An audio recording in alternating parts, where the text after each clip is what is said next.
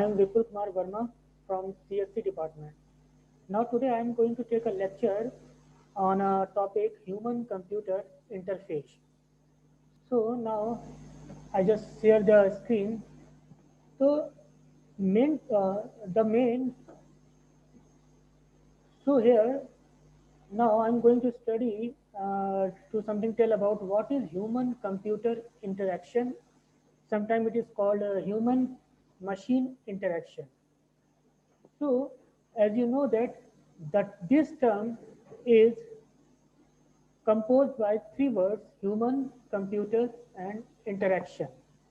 So now let's go through the each and individual words, what they meaning in this complete word human computer interaction. तो हम बात करेंगे human computer और interaction की कि आखिर ये चीज़ें हैं क्या. ठीक है. टॉपिक का नाम है introduction to human computer interaction. So as you see in the screen, here is a human, here is a machine, and there is a interaction between human and machine. So machine कुछ भी हो सकता है, वो एक computer हो सकता है, वो कुछ एक कैलकुलेटर भी हो सकता है, वो एक कोई भी डिवाइस हो सकती है, इलेक्ट्रॉनिक डिवाइस जिसके थ्रू ह्यूमन अपना इंटरेक्ट करता है. वो आपका स्मार्टफोन भी एज ए मशीन कंसिडर हो सकता है, आपका लैपटॉप भी, आपका डेस्कटॉप, आपका कोई भी इलेक्ट्रॉनिक डिवाइस जिससे ह्यूमन इंटरेक्ट करता है, दैट इज कॉल्ड मशीन. ठीक है. Now let's move human. What is human? जो हम लोग आम लोग हैं, simple we are the simple the people who interact, who use the machine is called human. Okay. तो human यानी generally we are the peoples, and machine that we used, and interaction that is how human interact with the machine. तो machine और human आपस में कैसे interact कर रहे हैं, that is called interaction between human and machine. तो user, आप ह्यूमन को यूजर भी ऐसे कह सकते हैं. तो यूजर कोई भी हो सकता है, किसी भी एज ग्रुप का हो सकता है, किसी भी फील्ड का हो सकता है. ओके. और वो किसी भी एक्सपर्ट का हो सकता है, एक्सपर्टाइज फील्ड का हो सकता है. और मशीन जिससे वो इंटरेक्ट कर रहा है, और इंटरेक्शन यानी जिसके थ्रू वो मशीन को इंटरेक्ट कर रहा है. तो बात कर लेते हैं कि आखिर इंटरेक्शन होता कैसे है. आप लोग जानते होंगे कि मशीन में एक इंटरफेस होता है जिसके थ्रू हम क्या करते हैं, यूजर इंटरेक्ट करता है किसी भी मशीन से. जैसे आप लोगों ने पढ़ा होगा कि ओएस की डेफिनेशन अगर आप लोगों ने पढ़ी होगी तो आप लोगों ने उसमें एक सिंपल सा वन लाइन डेफिनेशन होता है उसका. It is a user interface, it is a interface between user and a machine. यानी जो सिंपल ओएस की डेफिनेशन बताता है कि ओएस एक इंटरफेस होता है ह्यूमन और मशीन के, यानी जो मशीन है, जो हार्डवेयर है, उसके बीच. तो इंटरफेस अगर नहीं होता तो हम कभी भी मशीन के साथ इंटरेक्ट नहीं कर पाते, क्योंकि मशीन की लैंग्वेज हमें समझ में नहीं आती और हमारी लैंग्वेज मशीन को समझ में नहीं आती है. तो एक इंटरफेस होता है जो हम दोनों के लैंग्वेजेस को इंटरचेंज करता है समझने के लिए. यानी ह्यूमन के लैंग्वेज को वो कन्वर्ट करता है मशीन लैंग्वेज में, और मशीन लैंग्वेज से जो भी आउटपुट आता है वो उसे ह्यूमन रीडेबल फॉर्म में आपको शो कराता है. सिंपली जैसे आप मान लीजिए कि आप जा रहे हैं एटीएम मशीन में. तो एटीएम एक मशीन है, आप एक ह्यूमन हैं, और आपके बीच उस जो आपको स्क्रीन पे जो चीज़ इंटरेक्शन वाली जो स्क्रीन आपको दिखती है, जिसमें आपको बटन्स दिखते हैं, प्रेस टच पैड दिखते हैं या बटन होते हैं, तो आप क्या करते हैं, उन बटन के थ्रू उस मशीन से आप क्या करते हैं, इंटरेक्ट करते हैं. वहाँ पे एक सॉफ्टवेयर पड़ा होता है, आप जिसे कह सकते हैं कि इंटरफेस डिज़ाइन होता है, जिसके बीच आप क्या करते हैं, मशीन से इंटरेक्ट करते हैं. तो अब हम बात कर लेते हैं कि what is interface. What is interface और why the interface is important while working with machine. तो इंटरफेस क्या है, एक तरह का प्लेटफॉर्म होता है जहाँ पे जिसका यूज करके ह्यूमन मशीन से इंटरेक्ट करता है। अब ये इंटरफेस कुछ भी कैसे भी टाइप का हो सकता है। इंटरफेस कमांड लाइन भी हो सकता है। इंटरफेस आपका जीयूआई जिसे कहते हैं ग्राफिकल यूजर इंटरफेस, उस बेस पे भी हो सकता है। इंटरफेस आपका कोई एलिमेंट हो सकता है, ठीक है, बटन हो सकते हैं, कोई फॉर्म के थ्रू भी हो सकता है इंटरेक्शन। कुछ आपके विंडोज आते हैं, विंडोज आइकन्स, मेन्यूज, ठीक है, स्क्रॉलर, माउस डिवाइसेस, कुछ डिवाइसेस होते हैं जिनके थ्रू भी आप इंटरेक्ट करते हैं, जैसे आपका कीबोर्ड हुआ, माउस हुआ, ठीक है। तो ये सारे क्या है, इंटरफेस के एक मीडियम्स हैं कि आप किस कैसे डिजाइन कर रहे हैं और कैसे आप इंटरेक्ट कर रहे हैं मशीन के साथ। तो अगर आपका इंटरफेस एक पावरफुल डिजाइन बना हुआ है, यानी आपका जो इंटरफेस जो डिजाइन वो एक पावरफुल डिजाइन आपने अगर किया है, बहुत ही आपने एक बेटर डिजाइन किया है, तो ह्यूमन को कभी भी प्रॉब्लम नहीं होती है किसी भी मशीन से इंटरेक्ट करने के लिए। फॉर एग्जाम्पल, जब भी आप गूगल ऐप से कोई ऐप डाउनलोड करते हैं, तो उस ऐप के बारे में आपको कोई बताने नहीं आता है कि आपको कैसे इंस्टॉल करना है या ये ऐप कैसे काम करेगा। आप जस्ट इंस्ट्रक्शन, जो इंस्ट्रक्शन आते हैं उसको आप फॉलो करते जाते हैं और उन इंस्ट्रक्शन के बेस पे आप क्या करते हैं, ऐप को इंस्टॉल कर लेते हैं और ऐप को चलाना सीख लेते हैं कि किस बटन पे क्लिक करने से क्या होगा, कहाँ पे प्रेस करने से। हमारे जैसे पेटीएम है, पेटीएम में आपने क्या किया, सिंपल इंस्टॉल किया और वहाँ पे आपको इंस्ट्रक्शन आते जाते हैं, आप उस इंस्ट्रक्शन को रीड करके इंस्टॉल कर लेते हैं। उसके बाद आपको पेटीएम का जब ऐप खुलता है तो उसमें बहुत से आपको क्या है, एलिमेंट्स नजर आते हैं, कुछ आइकन्स नजर आते हैं, कुछ रीडेबल टेक्स्ट होते हैं। तो आप उस टेक्स्ट के थ्रू क्या करते हैं, आइकन्स के थ्रू क्या करते हैं, इंटरेक्ट करते हैं आप अपने पेटीएम से। आपको अगर कोई चीज पे करनी होती है तो आपके पास एक पे हुआ बटन होता है, आपके पास लिखा होता है कि आपको रिचार्ज मोबाइल करना है, मोबाइल रिचार्ज करना है, या टीवी रिचार्ज करना है, या आपको एलआईसी की आपको भरना है, आपको क्रेडिट कार्ड का बिल देना है। ये सारे आइकन्स आपके पेटीएम पर बने होते हैं जो आपको बताते हैं कि हाँ, इस पे क्लिक कर देने से आप पे कर सकते हैं, आप क्रेडिट कार्ड का बिल पे कर सकते हैं, आप कोई भी पेमेंट कर सकते हैं, आप अपने अकाउंट को चेक कर सकते हैं। यानी एक प्रॉपर आपका क्या है कि एक गाइडलाइन कह लीजिए या एक पूरा इंस्ट्रक्शन आपके उस पर रहता है स्क्रीन पे, और जो इंटरफेस होता है उस स्क्रीन पे आपका पूरा गाइडलाइन होती है और आपका पूरा बटन एलिमेंट्स होते हैं जिसके थ्रू आप क्या करते हैं, इंटरेक्ट कर लेते हैं। आपको किसी की हेल्प की जरूरत भी नहीं पड़ती है, ठीक है। तो ऐसा क्यों होता है, क्योंकि जो इंटरफेस होता है वो बहुत ज्यादा इंपॉर्टेंट रोल प्ले करता है, क्योंकि इस इंटरफेस की वजह से ही आप क्या करते हैं, किसी भी ऐप या मशीन से इंटरेक्ट करते हैं। तो इंटरफेस का होना एक तो बहुत जरूरी है इंटरेक्शन करने के लिए, और प्लस बेहतर यानी कि एक अच्छे डिजाइन का इंटरफेस होना बहुत जरूरी है। इंटरफेस तो बहुत अपने मशीन तो बहुत होती है, बहुत अच्छी अच्छी मशीनें होती हैं, पर यूजर कभी कभी क्या करता है, उसको नेग्लेक्ट कर देता है। क्यों? क्योंकि वो प्रॉपर तरीके से मशीन से इंटरेक्ट नहीं कर पाता है। यानी कहा जाता है कि a well design machine is said to be poor if it is not designed by good interface। तो इंटरफेस एक्चुअली हेल्प करता है ह्यूमन को। ह्यूमन की अपनी क्या है कि अपना एक मेमोरी है, ह्यूमन की अपनी एक इनपुट आउटपुट चैनल है। जैसे कि कंप्यूटर के हमारे पास एक कंप्यूटर पे एक आपके इनपुट आउटपुट मशीन होते हैं, जैसे आप माउस का यूज कर लीजिए, कीबोर्ड यूज कर लीजिए, इनपुट मशीन है। तो ऐसे ही ह्यूमन का भी अपना एक input machine, input output channel होता है। ह्यूमन कैसे सेंस करता है, कैसे रीड करता है चीजों को, वो टच करके, सेंस करके, टेस्ट करके, स्मेल करके, ठीक है। तो ये सारे जो उसके सेंसेस हैं वो एज ए इनपुट आउटपुट काम करता है। उसका आई इनपुट आउटपुट का काम करता है, उसके जो ईयर्स हैं वो इनपुट आउटपुट का काम करते हैं, ठीक है।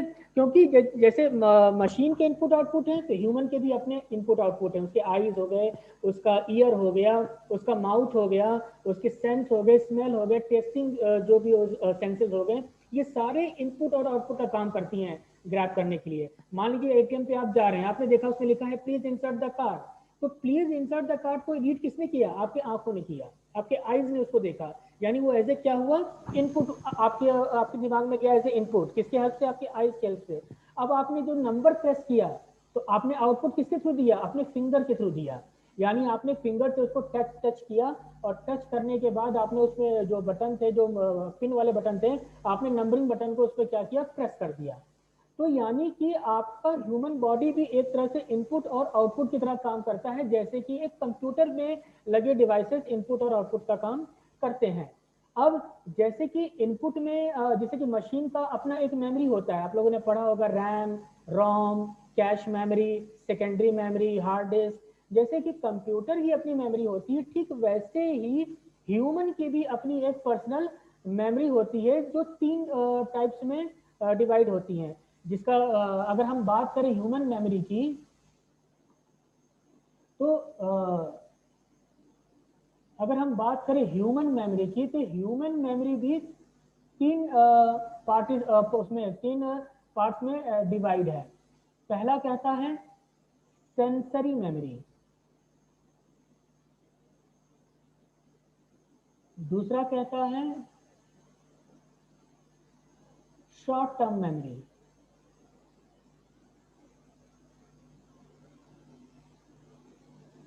और तीसरा कहता है लॉन्ग टर्म मेमोरी। तो ये ह्यूमन माइंड के भी पार्टीशन है। सेंसरी मेमोरी जो होती है ह्यूमन की, वो मेमोरी होती है जो हम अपने आसपास के चीजों को सेंस करके सीखते हैं।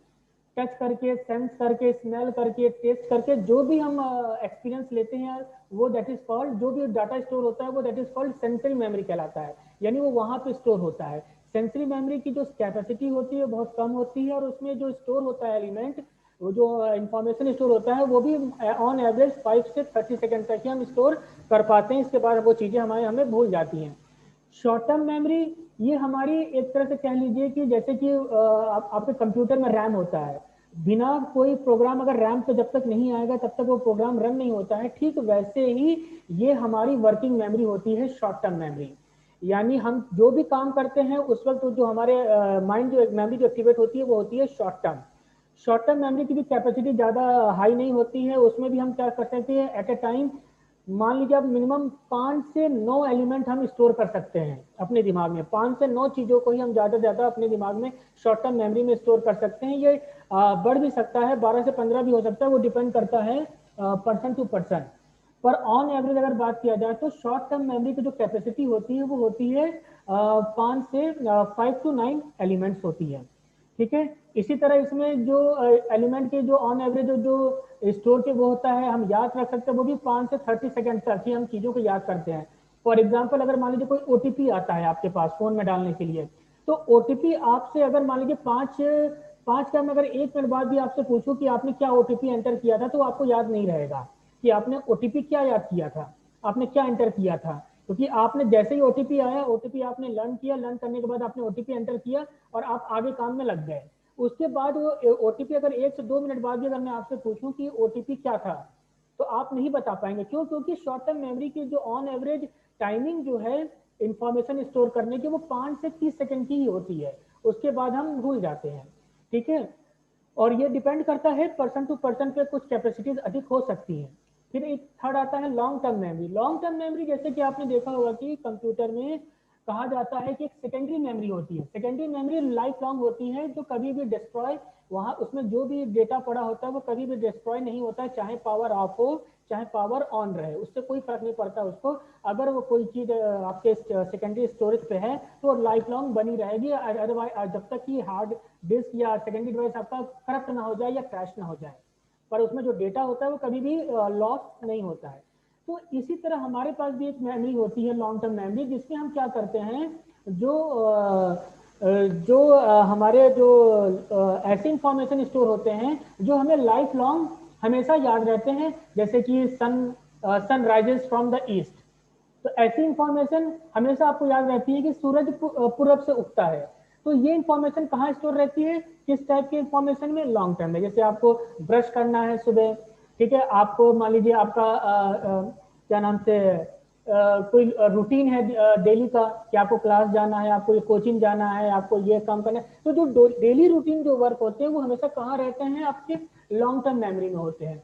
और जब कोई आप नया चीज आपको करना होता है तो आपने देखा होगा कि हम उसके लिए कोई नोट्स बना लेते हैं या कोई स्टिकर बना के अपने कंप्यूटर पे लगा देते हैं या अपने डायरी पे लिख लेते हैं। क्यों? क्योंकि भाई ये हम भूल सकते हैं। जरूरी नहीं तो सुबह आपसे कोई चीज कहा गया कि आपको मार्केट से ये चीज लाना है और आपको शाम तक जरूरी नहीं है कि आपको वो चीजें याद रहें कि आपको मार्केट से क्या लाना है। आपको कभी ना कभी बार फिर से याद दिलाने के लिए आपको बात करनी पड़ेगी कि मुझे मार्केट से क्या लाना है। आपको पूछना पड़ेगा कि आपने क्या बोला था मार्केट से लाने के लिए। तो that is short term memory. Short और लॉन्ग टर्म मेमोरी की कैपेसिटी अधिक होती है। इसमें वही इंफॉर्मेशन होता है जो हमें लाइफ लॉन्ग हम अपने एक्सपीरियंस से स्टोर करते हैं, या जो हमें यूनिवर्स जो पहले से बताए होते हैं, जो यूनिवर्सल ट्रूथ होते हैं, वो चीज रहते हैं। ठीक है। तो अगर मैं बात करूं कि क्या ह्यूमन और मशीन अलग अलग हैं, तो बिल्कुल मैं नहीं कहूंगा कि ह्यूमन और मशीन अलग अलग हैं। मशीन में जो चीजें हैं वही एज ए ह्यूमन भी है।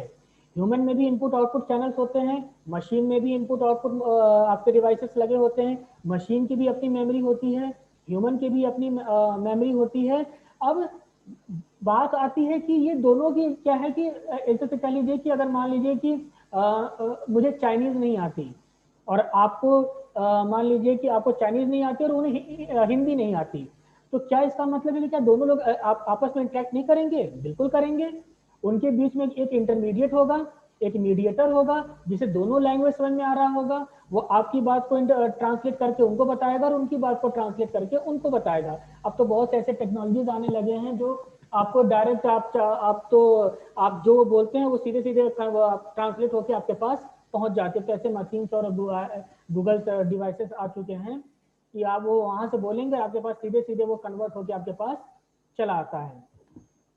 तो अब हम बात कर रहे थे कि इंटरेक्शन की। तो मैंने बताया कि इंटरेक्शन के लिए आपका इंटरफेस का जो इंटरफेस की डिजाइन है वो बेटर होनी चाहिए। क्योंकि अगर अगर इंटरफेस बेटर नहीं होगा और ह्यूमन को थोड़ी सी भी प्रॉब्लम हुई उसको चलाने में, उसको लर्न करने में, उसको यूज करने में, तो वो आपके मशीन को कभी भी एक्सेप्ट नहीं करेगा। अब अगर मैं ये बात करूं कि इंटरफेस के लिए गाइडलाइन क्या होनी चाहिए, अगर मैं बात कहूं कि अगर हमारे पास एक इंटरफेस हमें बनाना है तो उसके लिए गाइडलाइन क्या हो सकती है? तो जैसा कि हम कह सकते हैं फर्स्ट पॉइंट कि जैसा भी इंटरफेस हो, इंटरफेस मैंने फिर बता दे रहा हूं, इंटरफेस यानी जिसके थ्रू आप उस मशीन से इंटरेक्ट कर रहे हैं। ठीक है। जैसे इस वक्त मैं अगर आपसे इंटरेक्ट कर रहा हूं तो इस वक्त मेरे पास एक जूम है। ठीक है। जूम के थ्रू मैं आप लोगों से इंटरेक्ट कर रहा हूं। ठीक है। तो कंप्यूटर में आप किसके थ्रू इंटरेक्ट करते हैं? ऑपरेटिंग सिस्टम की हेल्प से आप इंटरेक्ट करते हैं। तो इंटरफेस क्या पहला चीज क्या कहता है कि यूजर फ्रेंडली होना चाहिए। ठीक है। यानी वो कहता क्या है कि आपका इंटरफेस इतना सिंपल होना चाहिए कि यूजर को अंडरस्टैंड करने में कोई भी प्रॉब्लम ना आए। वो सिंपल आपके प्रोवाइड गाइडलाइन या सिंपल हेल्प मेनू से या आपको क्या करे, आपके ऐप से इंटरेक्ट करना सीख ले, आपके मशीन से वो इंटरेक्ट करना सीख ले। ठीक है। चीजें ज्यादा कॉम्प्लेक्स कॉम्प्लेक्स नहीं होनी चाहिए यूजर के लिए। ठीक है। मशीन आप भले कॉम्प्लेक्स बना लीजिए, जैसा भी कर लीजिए, डिजाइनिंग आप कॉम्प्लेक्स कर लीजिए, पर उसको फंक्शन को हैंडलिंग करने के लिए जो इंटरफेस है वो आपका हमेशा क्या होना चाहिए? सिंपल और यूजर फ्रेंडली होना चाहिए। दूसरा जो हम ये कह सकते हैं कि वो एफिशिएंट एंड एफिशिएंसी होना चाहिए। ठीक है। एफिशिएंट एफिशिएंट और एफिशिएंसी ये दो अलग अलग टर्म है, लेकिन भी बहुत ही स्लाइटली इनमें आपका क्या होता है कि इसमें डिफरेंस होता है। ठीक है। एफिशिएंसी कहता है, एफिशिएंट का भी काम वही है जो एफिशिएंसी का है, दोनों का क्या है? आउटपुट प्रोवाइड करना। तो जैसे मान लीजिए मैं ये कहूं कि दो स्टूडेंट हैं, ए और बी दो आपके स्टूडेंट हैं। तो हमने ये कहा कि मान लीजिए पेपर है उनका, कल उनका पेपर है। तो अगर मैं ये कहूं कि जो ए है वो 2 दिन पढ़ता है अपने एग्जाम की प्रिपरेशन के लिए, और बी जो है वो केवल 1 घंटा या 2 घंटा पढ़ता है अपने एग्जाम के लिए, और नंबर हमेशा क्या आते हैं? बी के ज्यादा आ जाते हैं। तो ए मेहनत तो वो भी कर रहा है, बी भी मेहनत कर रहा है, लेकिन बी जो है वो कम टाइम में कम रिसोर्सेज का यूज करके वो क्या कर रहा है कि मैक्सिमम आउटपुट दे रहा है। तो एफिशिएंट, अगर मैं कहूँ कि एफिशिएंट और एफिशिएंसी में क्या डिफरेंस है, तो एफिशिएंट तो मान कह लीजिए कि वो भी प्रोडक्ट दे रहा है, और एफिशिएंसी जो जो बंदा जो एफिशिएंसी है, ठीक है। तो अगर इसको अगर मैं ये कह दूं, एक दूसरा टर्म यूज कर लूं, अगर मैं यहाँ पे इफेक्टिव लिख दूं कि इफेक्टिव एंड एफिशिएंट, ठीक है, इफेक्टिव एंड एफिशिएंट,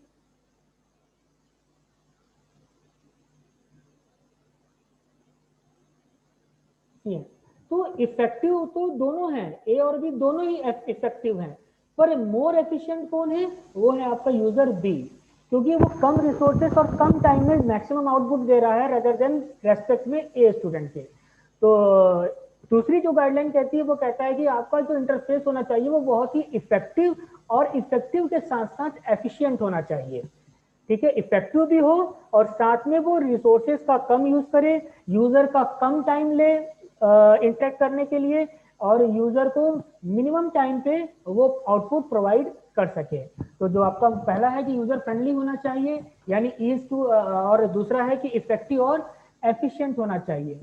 तीसरा वो कहता है, हम ये कह सकते हैं कि तीसरा पॉइंट कि इजी टू अंडरस्टैंडेबल होना चाहिए। देखिए हर तरह का यूज, जरूरी नहीं है कि यूजर जो यूज कर रहा है वो बहुत ही टेक्निकल नॉलेज का हो, वो एक्सपर्टाइज हो उस मशीन का, हम ये नहीं कह सकते। पर हम जो भी मशीन बना रहे हैं, अपने जिस यूजर के रेस्पेक्ट में हम मशीन बना रहे हैं, हमें उस यूजर के रेस्पेक्ट में सोचना पड़ेगा कि वो क्या क्या सोच सकता है, उसकी थिंकिंग क्या है, वो क्या गलतियां कर सकता है, और उसे कितना इजिली ऐसा हम प्लेटफॉर्म प्रोवाइड करें कि उसको उस चीज को, उस फंक्शन को परफॉर्म करने में थोड़ी सी भी प्रॉब्लम ना आए, ठीक है। तो एक तो आपका हो गया user friendly, effective and efficient, easy to understandable, और इसी को चौथा भी अगर हम ये कह सकते हैं, एक आता है टर्म यूजेबिलिटी, ठीक है, जो आपका जो इंटरफेस है वो यूजेबल होना चाहिए। अब यूजेबिलिटी से मतलब होता है कि यूजर आपके मशीन से कितना इजिली इंटरेक्ट कर पा रहा है, यानी कितना वो इजिली उस मशीन को यूज और कर पा रहा है, और इजिली मशीन यूज करने के लिए ये जो ऊपर के जो चीजें हैं उनका होना बहुत जरूरी है, यानी सिंपल होना चाहिए, यूजर फ्रेंडली होना चाहिए, इफेक्टिव होना चाहिए, एफिशिएंट होना चाहिए। तो इन सबके यूज अगर ये चीज प्रॉपर है, तो हम कह सकते हैं कि हमारी मशीन जो है वो यूजेबल है, यानी जो हमारा इंटरफेस है वो एक यूजेबल इंटरफेस है, जो हम जिससे मशीन जिससे ह्यूमन हमारी मशीन को इंटरेक्ट कर सक रही है। अब हम बात कर लेते हैं कि इंटरफेस के लिए एक इंटरफेस के लिए एक 8 गोल्डन रूल्स होता है, 8 golden rules for interface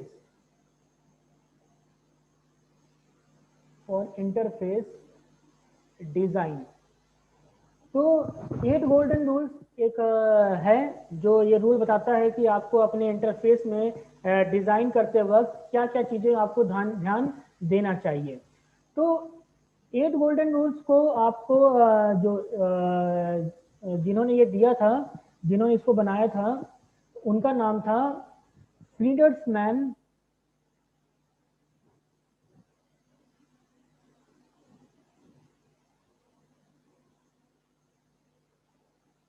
फ्रीडर्समैन 8 golden rule, जिसे कहा जाता है 8 गोल्डन रूल। तो फ्रीडर्समैन ने 8 ऐसे रूल उन्होंने बनाए अपने इंटरफेस डिजाइन के लिए, जिसको कि हमें अपने इंटरफेस डिजाइन करते वक्त फॉलो करना चाहिए। तो आइए हम देखते हैं कि वो कौन कौन से 8 रूल्स हैं, उनको आज हम यहाँ पे देख लेते हैं कि वो कौन कौन से 8 आपके रूल्स हैं। तो पहला रूल कहता क्या है, स्ट्राइव फॉर कंसिस्टेंसी, यानी आपके इंटरफेस को डिजाइन करते वक्त आपको पहला जो है कि स्ट्राइव फॉर कंसिस्टेंसी का ध्यान रखना चाहिए। दूसरा कहता है फ्रीक्वेंट यूज ऑफ शॉर्टकट, और थर्ड कहता है informative feedback.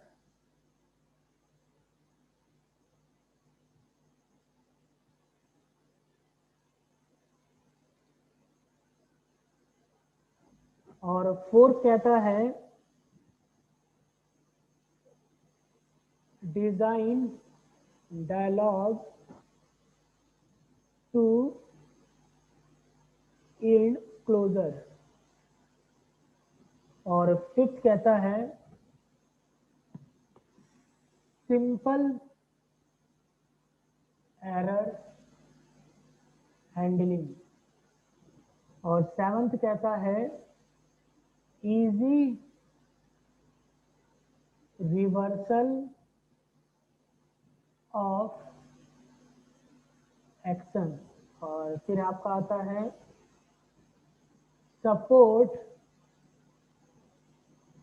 Internal locus of control. और लास्ट है रिड्यूस शॉर्ट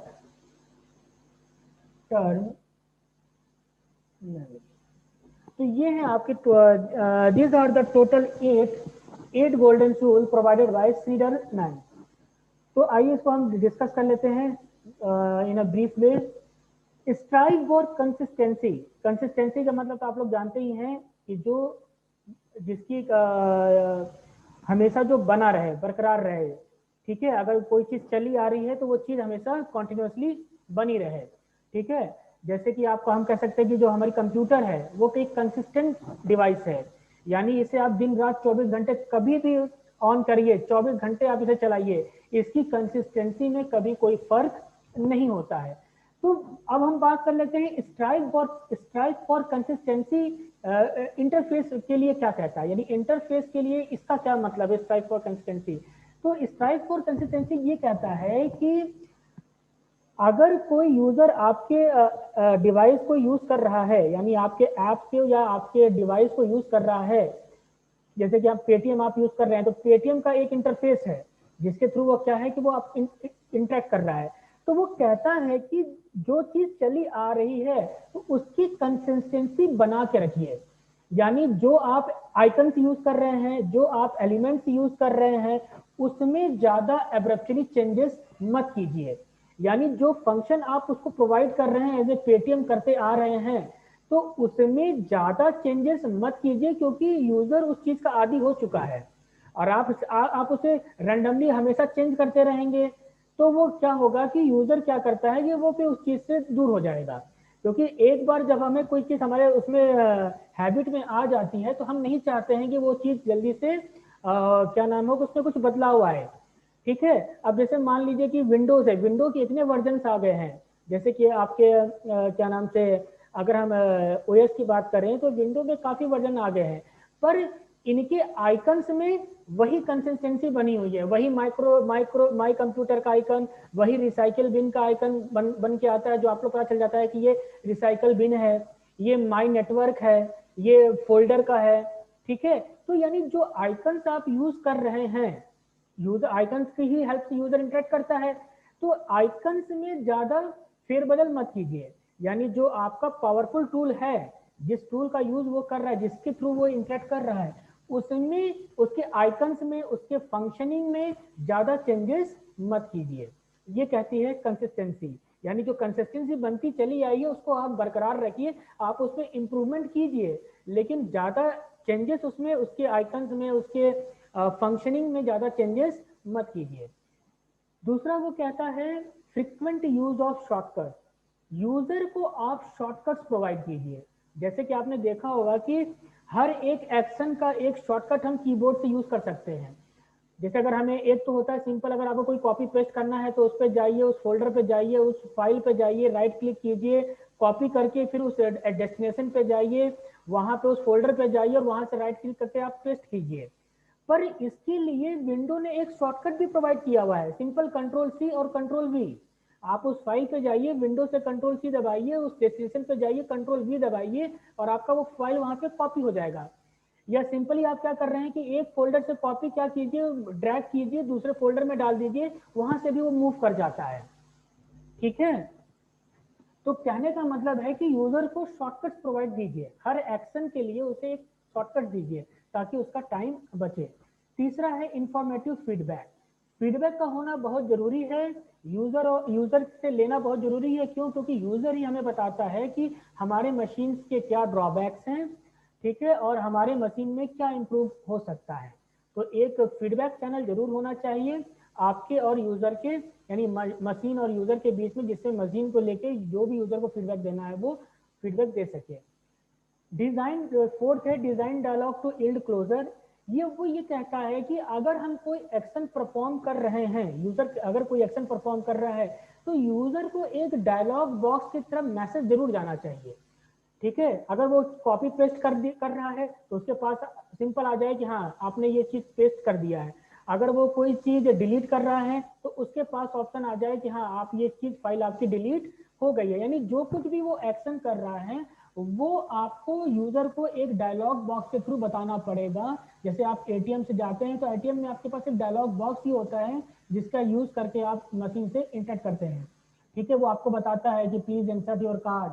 ठीक है, जब आप कार्ड डालते हैं तो वो बताता है आप प्लीज वो कीजिए, क्या नाम से, पिन डालिए। और जब आप पिन प्रेस करते हैं तो आपको वहां पे दिखता है कि आप जो बटन दबा रहे हैं उसके करस्पॉन्डिंग स्टार बटन प्रेस हो जाता है। यानी वो ये बताता है कि हाँ आपने बटन ये वाला प्रेस कर दिया है। यानी एक डायलॉग होना चाहिए जो यूजर को बताए कि आप क्या एक्शन कर रहे हैं। पांचवा कहता है सिंपल एरर हैंडलिंग।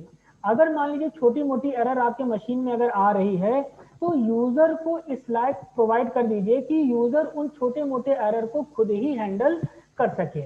यानी उसको ऐसा गाइडलाइन दीजिए, ऐसा एरर उसको प्लेटफॉर्म प्रोवाइड कीजिए, ऐसा इंटरफेस दीजिए कि जो छोटी मोटी अगर एरर आ रहा है तो यूजर उसे क्या करे, उसे खुद ही उसे हैंडल कर सके, जब तक कि कोई मेजर प्रॉब्लम उसे ना आ रहा है उसके मशीन में। दूसरा कहता है, सिक्स कहता है easy reversal of action. Easy reversal of action ये बोलता है कि अगर मान लीजिए हमने गलती से कोई एक्शन कर दिया है जो चीज हमें नहीं करनी था, तो हमें उसे अंडू करने का हमें पास ऑप्शन आना चाहिए। आपने देखा होगा कि एक्सेल में एक कंट्रोल जेड बटन होता है जिससे आप करते क्या है कि अगर कोई चीज आप गलत टाइप कर देते हैं या कोई चीज डिलीट हो जाती है तो आप उसे कंट्रोल जेड करके उसे वापस ले आते हैं।